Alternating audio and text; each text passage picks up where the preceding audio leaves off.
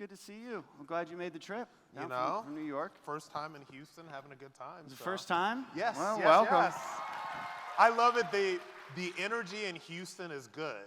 It's good. Like, it's good energy. The food has been good. The people have been good. So, I'm having a good time. We have fantastic food. I spend like half my time in D.C. Yeah. It's not as good. No, D.C. does not have good food. The barbecue is real bad. Yeah. It's real bad. Yeah. It's just like you're trying to make it this bad. They got no good Mexican food, let alone Tex-Mex. It's a disaster. New York is you're from New York. I mean, they got we got a little bit of everything in New York. You got so many things. You got to have some good things, right? Yes. Can I read a little bit about your bio, and we'll jump into it. So I think a lot of folks know you from social media and Fox News. You're regular on that. Nobody in this crowd knows me from Fox News. Y'all don't watch Fox News. This is not about, Y'all follow me on Instagram. Probably. Screaming into a camera on social media. But not only that, but you're a veteran as yes. well, Iraqi War veteran. And you recently are starting something called the Douglas Project. Yeah. Really the Douglas Society. And the Douglas Society, sorry. So, thanks for being with us today. We're going to have like a really frank conversation about the culture wars. Yes. We've touched on a ton of subjects these last couple of days. But compared to last year, which I think was largely about culture wars, we haven't done it a whole lot in the last couple of days. So I think this will be good. And we will answer the gentleman's questions about vaccines in the military as soon as Q&A starts. So somebody remind me of that. I don't like to forget people. One thing you and I have talked about recently, and was you were made fully aware of as soon as you posted about coming here and being here with me that were rhinos. Did you know that? Rhinos. So in rhino so this territory? is the thing. So I ran into the congressman earlier this week in New York. He was doing a whiskey and politics is what it's called. Yep.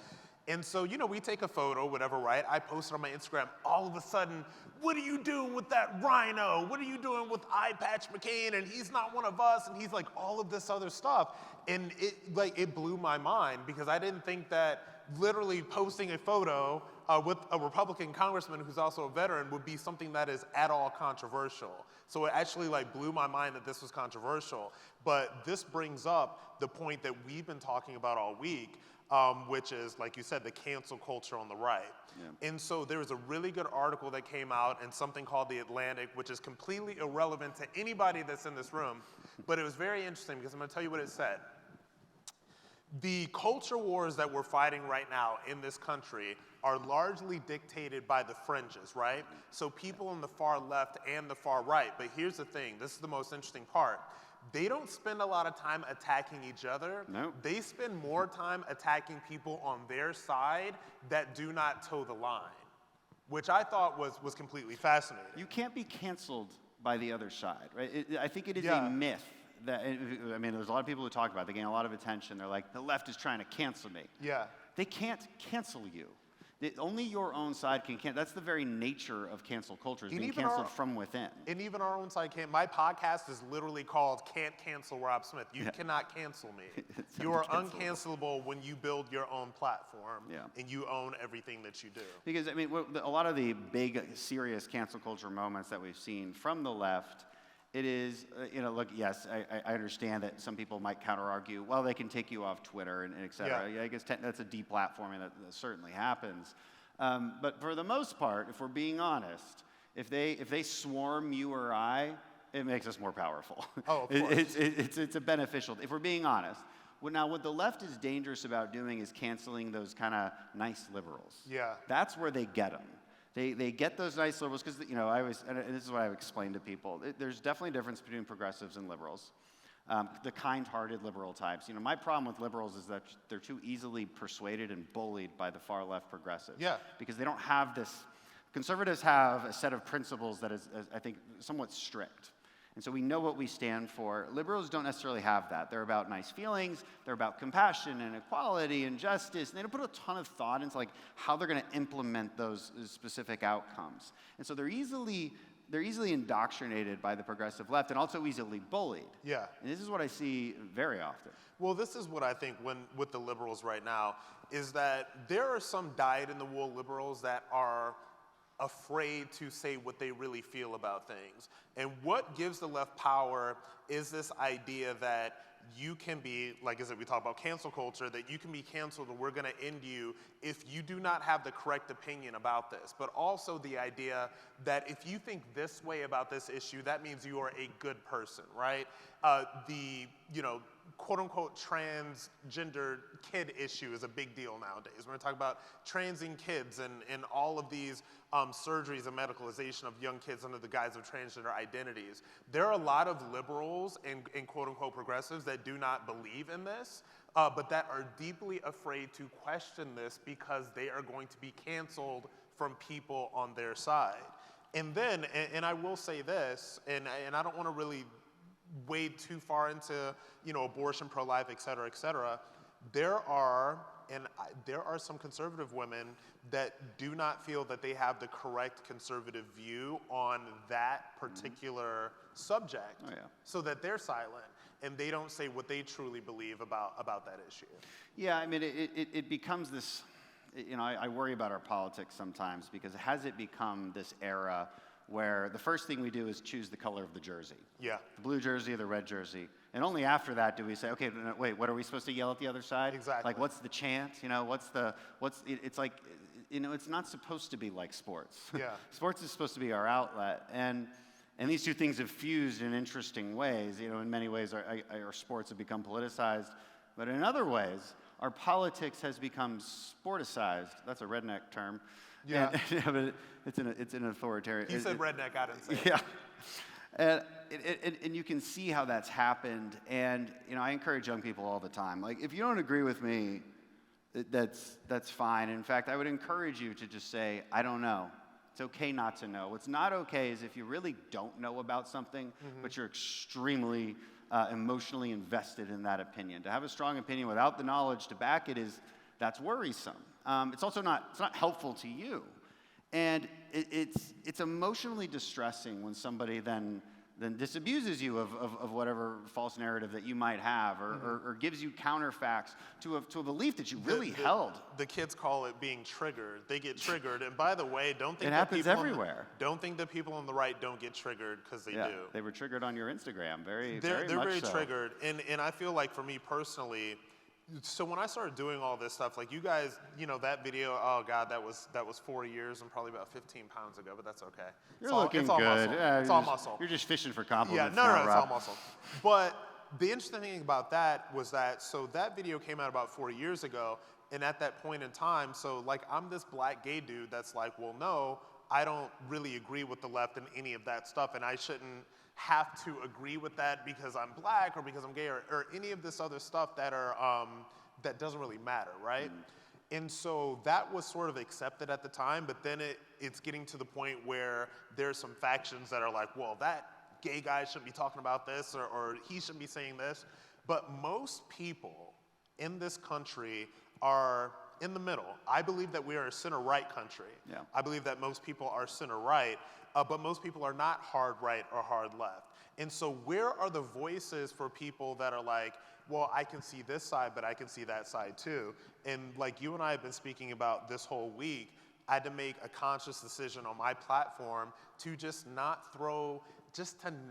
tell people exactly what they want to hear. Because everybody in this room, whether you follow me or not, and I hope some of my followers are out there, you're smart enough to know the truth.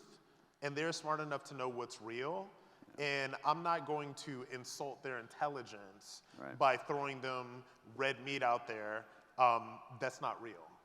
Yeah, and it just becomes sloganeering, and then that becomes a set of truths, and it's not always accurate. You gotta, and people say do your own research, but I mean, do your own research with a framework to work off of too, because a lot of people do their own research and they end up in some really weird places. So you got to do educated research. You can pull a data piece, you can pull a poll, you can pull anything to make it twist and believe whatever you want to. You can make it say whatever you want it to say. It happens a lot. Yeah. I want to hit one more thread of cancel culture because I don't want to get your take on this. And I remember somebody asked me at that event that we were at, and you got to define cancel culture in some ways, and you also have to recognize that. And I think some conservatives have gotten this part wrong, where we think that any any attempt to stop some kind of speech or narrative is cancel culture. And you've got to be able to distinguish, and this is a judgment call, and it might be different for every instance, but you got to be able to distinguish between having standards, like having standards within your group. Like that's the point of a party, a political party, is to say like, you guys are not good for our party or our electability, so we're gonna like kick you out. Are you canceling them, or do you have standards? If there was a coffee shop down the street here in Houston that was like, their whole thing was like Hitlerian swastika, all of, the worst of the worst, how long do you think they would last? They wouldn't last very long. And I don't think anybody in this room would be like, no, we should definitely like give them business. Otherwise, it's cancel culture. Yeah. How do we distinguish between the two? And is that too hard of it might be a tough question. I mean, the answer it depends. It's a tough question, but I think that you made a really good point when it comes to standards. See, the reason that the left is such a mess right now is because there are no standards and there are no lines in terms of what they will or will not accept.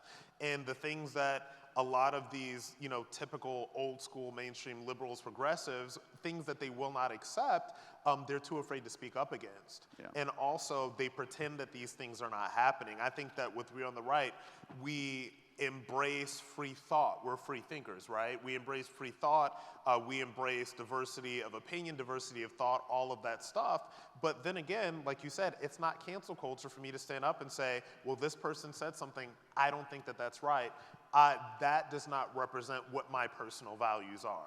Yeah, and it's become this sort of rallying cry, like, people are trying to censor me, cancel me, because they know it'll get a reaction from a lot of our followers. And so my message to conservatives is be careful what you fall for. You don't necessarily need to give into a lot of this stuff. I think I mentioned it in my opening remarks about what it is to fight and what real fighting is.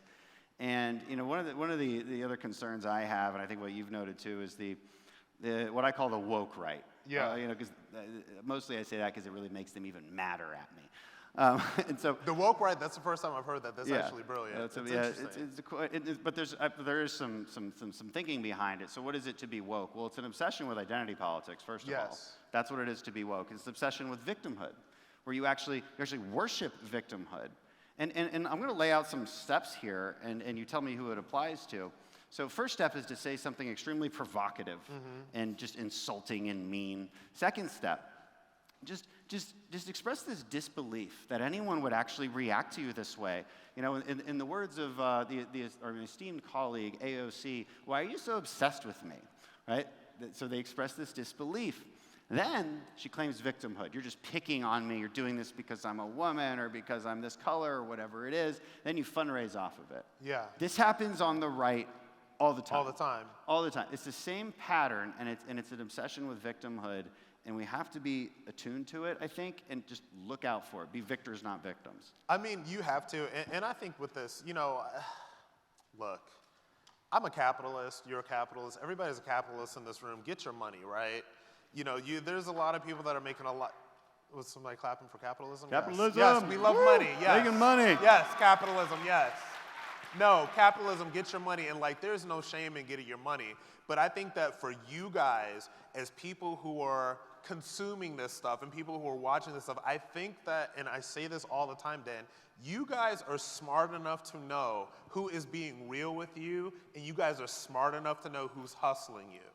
So when you see people that are hustling you, but they happen to be entertaining, be entertained. Because some of these people are entertaining, but know that they're as much of an entertainer as Lizzo would be on this stage. You are being entertained, right? You are not being informed. That is not the truth. That is not what's real. And so give yourself a balanced diet, just like you want to go have some Pizza Hut sometimes. You're going to have to eat your, broccoli and spinach and boiled chicken and all that stuff if you want to look good for the pool, right? So it's all about balance. So that's what I say. Some of these people are hustling you because they think that you are stupid. I do not believe that anybody in this room is stupid. I don't believe that a single person that follows me or you or any of us are stupid. But there are some people that believe that you are. So realize this and do not take a lot of what you're hearing as gospel. And one of the things that irritates me about, and this is just this culture in general, right? And I'm not talking about right, or I'm not talking about left, I'm talking about whatever, is that there are people who've never risked anything. There's people who've never served. There's people who've never literally done anything. And like I said, this is not a critique of conservative. This is left, right, whatever. This is the media space that we're in. This is an American problem. It's an American problem. Yeah. And all of a sudden, they're in front of a camera and they've got a bunch of followers and they're an authority. Yeah. And so that's the stuff that you got to watch out for. Oh yeah. Although, but I'm an authority on everything. So if you're listening to me, I'm always right. Well, and people ask, like, how do you find the truth, Dan? And I'm like, you've got to educate yourself. And education doesn't just mean, what you read.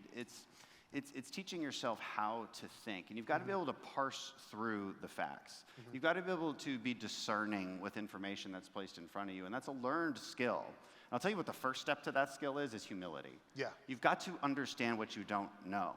When somebody who's very young is asking me a question and they're just so emphatic about something, I'm like, man, I'll be honest, when I was your age, like, there's no way I could have possibly been as sure of myself as you're being about this issue, and there's just a lot you don't know. And a sense of humility will help you with that. It'll also make you happier, because you'll be like, you know what, I don't know the answer to that question. I'm just going to kind of wait and find out. Because if you jump to the answer and you're wrong, well, it sucks. Yeah. I mean, I don't know how else to describe it. It's kind of devastating. You don't want to deal with that. You don't want to deal with that drama. So it's okay not to know. And it's one of the reasons I do this event the way I do it. I want to teach you all stuff. I want to do one more question before we get to Q&A about the kind of culture war on kids. Yeah. I don't know how much lead-in I really need to this. Okay. But what's your opinion on how big of a deal is it? I think it's probably different what we might see in Texas. I mean, like, they're still trying to do drag queen this and drag queen that, even in Texas. You're from New York. I'm from New York. Okay, so I have a lot of thoughts on this. First of all, I'm a gay dude. Everybody knows it. It has never been a secret. And what we're seeing right now when you talk about the culture war on kids, like, you want to talk about drag queen story hours, you want to talk about transing kids, you want to talk about all of this stuff that is going on, it is literally making America more homophobic. I do not believe that the vast majority of Americans really give a crap in 2022 about somebody being gay and lesbian. I do not believe that. What I do believe is that people are very protective of their kids. And so now, this movement, this LGBTQ alphabet soup far left movement, has gone far beyond we're gay and lesbian, we're just like you. Oh, it's beyond that. That is 5 years ago. Now it is, we need to indoctrinate your kids into whatever the queer agenda is. Right now, if your child is in any aspect gender nonconforming at all, then they're really trans. So we need to put them on puberty blockers and hormones and all of these things that have not been long-term tested, right? So there's that, and then there's this whole idea that a kid needs to be exposed to drag queens, which has always been a form of entertainment for adults. Drag queens are vulgar, they're crude, it's whatever, it's not for kids. Yeah. But this is an aspect that I think a lot of people on our side do not get. As soon as it became an issue on the right, so as soon as people on the right started saying what was going on, now it is the woke parents of the left, these woke Brooklyn hipsters that live in that bubble. Now they want to push this stuff on their kids to trigger the cons. So that's what's going on right now. There's just too many dynamics here. Yeah, like, it's a lot. You know, it's such a ridiculous time. I'm gonna let that subject lead us into the question about the military vaccines. You guys can go ahead and line it up for some Q&A. We'll add a couple minutes to the clock, by the way. And so the reason I think it's connected is because this particular subject about the taxpayer paying for transgender surgery in the military really infuriates me. Yeah. Because I couldn't deploy anymore because of the whole eye thing. Yeah. It's been noticed. There's like apparently you have to see to be a Navy SEAL. Okay, fine, but you also shouldn't have major surgery from on some of the most important parts of your body that require constant medication or constant medical attention. These I don't care what anybody says. This is highly experimental stuff. Yeah. And still be able to deploy. There's no way that you are still meeting medical standards that we adopted and set for ourselves in the military and allowing this to happen. And so It's frustrating, and then it's frustrating because then you are kicking people out because of the vaccine thing. And so I am two-minded on this particular question, because on the one hand, order and discipline and telling people what to do and making sure they do it in the military is literally a life or death principle. They better do what I say when the time matters. Now, so that's true. But on the other hand, the Biden's DOD took exceptional steps to punish people for this vaccine in particular. Yeah. There was very few religious exemptions given. And look, I get it. This person was taking vaccines up until right now, and so how can they claim a religious exemption? I can see the argument, but my message to military leaders was, you've lost the battle, stop fighting it. We need these people in the military. Just please stop fighting it, stop kicking people out. I don't care if you can justify it logically. I can see the logic. It doesn't matter. You're killing our military. That's my general opinion on it. My opinion about the vaccine mandates is and it's an unpopular opinion, and I will preface this by saying that I have never agreed with vaccine mandates at all. I've never agreed with that. But I will say is this, as somebody that has served, and you've served as well, when you sign those papers, and when you get into the military, you are the property of the United States Army, and they can do with you what they want to. Yeah. And that is just the cold, hard reality of the situation. Yeah. Facts do not care about my feelings on the situation, right? So those are the facts. Yeah. They will not back down about the vaccine mandates and all that stuff, because they will not admit that they were fundamentally wrong. Yeah. And they will not admit, even the lockdowns, everybody knows the lockdowns, and where we all know 2 years outside of the COVID insanity, that a lot of what was done by Democrats and left politicians and whatever was wrong. They will not back down from this, and they will not admit it. So that's why they're going to double down on it. Yeah. By the way, this guy has a shirt that says "Only Socialists Skip Leg Day." Where'd he get that? And that is incredible. That's triggering. And I need that. I don't know where you would buy such a shirt. Just wanted to point that out. Yeah, you can buy that on our website. That's your my website? Shirt. Oh, that's your shirt. You didn't know that? I thought you were just throwing me a bone. You didn't actually know that was our shirt? I did not know that was your shirt, and I'm not getting a percentage from that either. It's an awesome shirt. Hi, I'm Meadow Votis. I'm from Sugar Land, Texas. I wanted to ask if you had any advice. I want to go to UT Austin, and I'm obviously here. So do you have any advice on kind of managing that culture and managing that kind of environment when I do have the beliefs that I do to be in this room? Is that for me or for Dan or whoever? Either. I think the most important thing when you're somebody that's a conservative or Republican, whatever you want to call it, that's going on a college campus, find your tribe, okay? Find student groups to be connected with, whether it's something like a Turning Point, or whether it's something like Young Republicans, or whether it's something like that. You have to find your tribe when you're there, because if you don't find your tribe, then you're just going to get absorbed into the leftism that permeates college campus, especially somewhere like Austin. And also, even outside of that, even if you don't want to get involved with things that are nakedly political, you can get involved with whatever the church community is on the campus. So you have to find spaces that are not tainted by leftism, and then sort of try to find your tribe there. Yeah, and maybe I would say just chill out and don't worry about it too much, right? I honestly, when I was in college and high school, I didn't have to worry about politics the way you guys seem to have to worry about it. Everything seems politicized now. I wish more of y'all could just be kids and just hang out and laugh at the same jokes and laugh at the same comedians late night. Unfortunately, that's not the world you live in, but you can kind of make it that world, right? It is yours to shape. And so, I would relax. I would relax and have a good time. That's what I would do. Hi, I'm Amanda Anway. I'm a senior at Sam Houston State University, and I wanted to say to Rob Smith that you've actually been an inspiration for me since I was in high school. Oh, wow, thank you. Yeah, so it's been a while. And so I wanted to know how we can engage with other gay individuals and spread the message of how the conservative movement benefits them. Man, that's a really good question. So for me, as a gay dude, when I came out as somebody that supported Trump and all that stuff, for me, I was sort of dropped by all of my friends, my entire social network and all that stuff, and so you have to find a new tribe.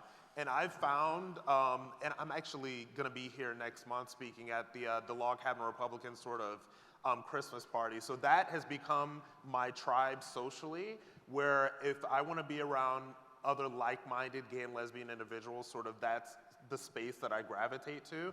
And I think what I've seen, because I've been doing this for about 4 years now, and I've seen so many voices that are gay and lesbian voices. There's a woman named Jamie Mitchell who just founded this organization called Gays Against Groomers, which is getting the word out against this sort of medicalization of young kids under the guise of gender-affirming healthcare, right? And it's really amazing seeing all of these people that have popped up over the past 4 years, and they're creating these spaces online, so they're out there. So I would tell you, if it's not Log Cabin Republicans, if it's not something like Gays Against Groomers, like these organizations are out there with gays and lesbians fighting against leftism, yeah. Do one more. So, Dan Crenshaw, this one's for you. As prior service, which service would you recommend joining? Definitely not the Army. Shh, don't tell Rob. I'm biased. I mean, I wouldn't change anything about my service, but probably Rob might say the same thing. And I would not say the Army. The Army's hard. It depends on how much work you want to do. Like it really does. And actually, that is just not a bad point. And it depends on what you want to do. I mean, just generally, what do you want to do? Do you like being really cold and wet and sandy? But like, I don't know, you get some kind of meaning and purpose out of that. Then join the SEAL teams, and we'll destroy you. But we'll bring you back up like a phoenix. So maybe you want to fly, and you can fly Navy, you can fly Army, you can fly in the Air Force. Different advantages to every one of those, like, the Army is like the coolest. Oh, the Chair Force? The Chair Force, the yeah. Chair I mean, Force, I wasn't going to bash the Air Force too much in this conversation. It's very tempting. Oh, it's all but it's just different. So you'd have to be more specific with the question. I definitely have no regrets. My wife and I never would have left the military. It was never in our plans to leave the military. I would have spent 20 years there, but circumstances are what they are, and life is about taking those obstacles and figuring out when the next opportunity is going to present itself, and you better be ready for it. It's like we said earlier with Tori Peterson. I don't know if you agree with that. Sweet. Guys, I think we got to wrap up. You got Jordan Belfort next. You're getting financial advice All from right. the Wolf of Wall Thanks, Street. guys. Rob Smith, everybody. Thank you. Appreciate You that. gonna stay out brother. here? Yeah, I'm going to go back with you.